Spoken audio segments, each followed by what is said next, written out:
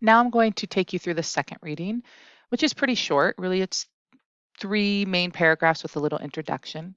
The title is Culture and Climate Change in the Arctic. And again, we're looking for information about climate, population, transportation, and food.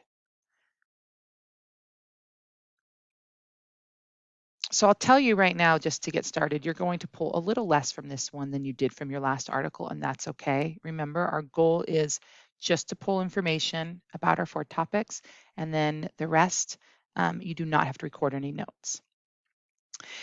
It's hard to believe that people have been living in the Arctic for 40,000 years. How can people survive in such a harsh environment, and what would prompt them to stay? So give us some thought. Is there any information you want to record on our topics in your INB? If so, pause, do that, and then we'll move on with paragraph 2. Anthropologists who study Arctic cultures have discovered that it's quite a hospitable place for those who figure out how to get by. Hundreds of cultures have occupied the Arctic over time. These communities have adapted to life on the ice. They invented a variety of ways to get around and find the resources they need. Skis, dog sleds, reindeer, kayaks, and snowmobiles have helped the Arctic people connect with each other and the natural resources.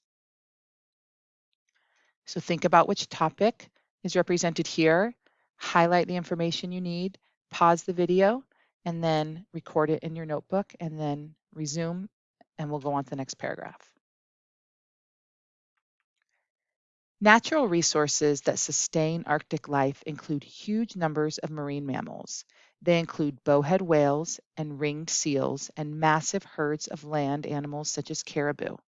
An Arctic mammal offers a full set of essential supplies, from clothing to food to cooking oils, plus bones to make tools or boat frames. Again, pause, decide if there's anything you want to include, and then resume, and we'll move on to the last paragraph.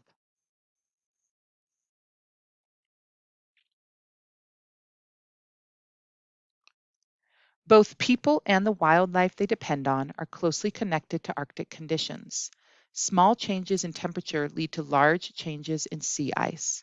The temperatures spur migrations and adaptations of animals and people.